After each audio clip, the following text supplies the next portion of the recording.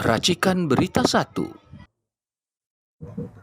Ya, terima kasih Kezia. Selamat siang teman-teman semua. Hari ini Koalisi Masyarakat Sipil untuk Reformasi Sektor Keamanan akan menginisiasi pembentukan Dewan Pertahanan Nasional atau DPN yang pada 16 Desember lalu itu Ketua Harian DPN itu dilantik oleh Presiden Prabowo Subianto melalui Kepres nomor 87 tahun 2024. Saya akan membacakan rilis dari koalisi, tapi sebelum itu saya ingin menyampaikan beberapa poin. Yang pertama adalah bahwa Dewan Pertahanan Nasional ini memang merupakan mandat dari Undang-Undang Pertahanan Negara nomor 3 tahun 2002. Namun ini baru diwujudkan atau dilakukan oleh pemerintah setelah 22 tahun ya, Undang-Undang Pertahanan Negara itu dibentuk. Nah, ini memang menjadi pertanyaan kenapa kemudian baru hari ini pemerintah itu kemudian membentuk Dewan Pertahanan Negara yang itu sebetulnya merupakan mandat dari Undang-Undang Pertahanan Negara, tetapi pembentukannya juga problematik, gitu ya. Ada dibentuk melalui Perpres, ya.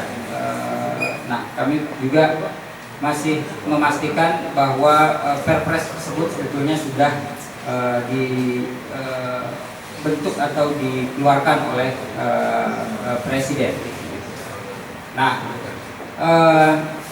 teman-teman sekalian, saya ingin membacakan sikap Koalisi Masyarakat Sipil untuk reformasi sektor keamanan terkait pembentukan Dewan Pertahanan Nasional yang dibentuk pada beberapa waktu lalu.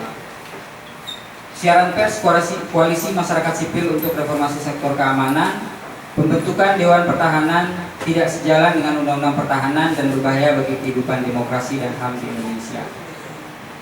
Pada 16 Desember 2024, Presiden Prabowo Subianto membentuk Dewan Pertahanan Nasional sekaligus melantik Menteri Pertahanan Syafri Samsudin menjadi Ketua Harian Dewan Pertahanan Nasional. Koalisi menilai Undang-Undang Nomor 3 Tahun 2002 memang mengatur tentang pembentukan Dewan Pertahanan Nasional.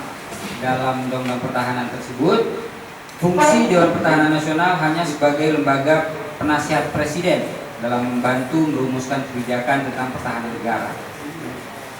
Pasal 15 Undang-Undang Pertahanan Negara menyebutkan dalam menetapkan kebijakan umum pertahanan negara, Presiden dibantu oleh Dewan Pertahanan Nasional.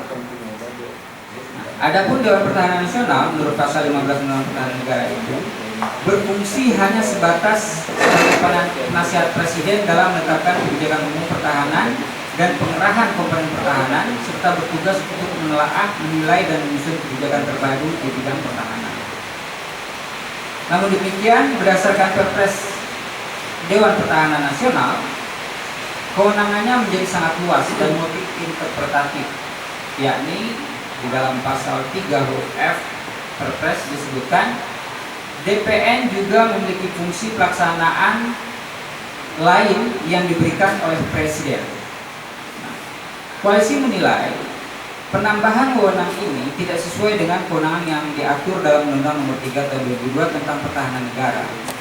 Selain itu, penambahan wewenang yang luas untuk melaksanakan tugas lain yang diperintahkan oleh Presiden sesungguhnya bersifat karet, sehingga dapat menimbulkan multi-interpretasi. Luasnya kewenangan Dewan Pertahanan Nasional memiliki potensi penyalahgunaan wewenang yang tinggi. Dengan kewenangan tersebut dan yang bersifat multi-interpretasi tersebut, maka DPN berpotensi sebagai lembaga yang super body yang dapat membahayakan kehidupan demokrasi dan hak asasi manusia di Indonesia. Dengan kewenangan multitafsir itu, DPN juga potensial disalahgunakan untuk kepentingan politik tertentu. Perlu kami ingatkan bahwa pada masa Orde Baru terdapat lembaga serupa yang memiliki kewenangan luas seperti Dewan Pertahanan Nasional, yakni namanya Komando Operasi Pemulihan Keamanan dan Ketertiban, yaitu Komtip. Yang dalam prakteknya lembaga tersebut menjadi lembaga yang melindungi kekuasaan otoriter Orde Baru dan melakukan berbagai kekerasan dan pelanggaran hak asasi manusia. Kami menilai pembentukan lembaga baru seperti Dewan Pertahanan Nasional harus selaras dengan aturan perundangan yang ada, yaitu Undang-Undang Pertahanan, dan didasarkan pada prinsip tata kelola pemerintahan yang baik atau good governance. Dewan Pertahanan tidak boleh diberikan kewenangan yang melampaui pengaturan yang sudah diatur dalam undang-undang. Selain itu, Perpres terkait DPR juga tidak secara jelas mengakomodir keterwakilan pakar atau ahli dan masyarakat sipil di dalam lembaga tersebut, bagaimana diatur dalam pasal 5 ayat 4 Perpres tentang DPR. Pembentukan Dewan Pertahanan Nasional harus benar-benar ditujukan untuk kepentingan pertahanan negara, memberikan nasihat dan pertimbangan kepada Presiden, bukan untuk kepentingan politik kekuasaan. Untuk itu perlu dihindari pengaturan terkait Dewan Pertahanan Nasional yang bersifat karet dan berpotensi disalahgunakan. Jakarta, 19 Desember 2024. Koalisi Masyarakat Sipil untuk Reformasi Sektor Keamanan. Nah, selain itu di dalam pasal 5 ayat 3, ayat 2 dan 3 itu juga tidak secara tegas mengatur tentang siapa yang dimaksud dengan anggota tetap Dewan Pertahanan Negara. Itu ada 2 klausul ya, yang menyebutkan tentang anggota tetap, tetapi juga di ayat 3-nya disebutkan anggota termasuk dalam unsur anggota tetap, yaitu ada di sana Kementerian Keuangan gitu ya, lembaga Badan Intelijen Negara, dan juga masing-masing kepala staf angkatan. Nah, ini pengaturannya secara prinsip hukum ya itu tidak jelas, ya, tidak strict. Ini anggota tetap atau tidak tetap sebetulnya. Nah, ditambah lagi di ayat 4-nya pasal 5 tersebut juga menyebutkan unsur pimpinan negara atau pemerintah dan non pemerintah.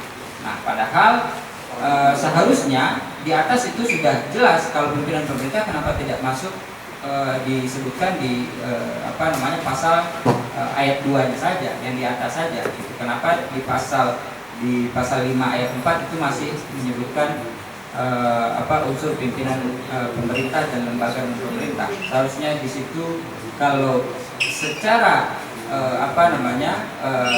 ingin memasukkan perwakilan masyarakat sipil, pakar atau ahli dalam unsur Dewan Pertahanan Nasional, itu cukup disebutkan pakar atau ahli gitu ya, atau perwakilan masyarakat sipil sebagai anggota tidak tetap Dewan Pertahanan Nasional. Nah, kami saat ini masih mencari tahu apakah Perpres ini itu sudah diteken ya oleh Presiden, tetapi sepertinya sudah, karena tidak mungkin Kepres itu sudah lahir lebih dulu tanpa adanya Perpres atau lembaga, aturan tentang lembaga gitu ya. Nah, untuk itu kami nanti juga berencana kalau karena Perpres ini bertentangan dengan Undang-Undang Pertahanan Negara, maka ada kemungkinan kami akan melakukan judicial review terhadap Perpres tentang Dewan Pertahanan Negara ini. Demikian dari saya, Kezia. Saya kembalikan ke moderator. Terima kasih. Selamat siang.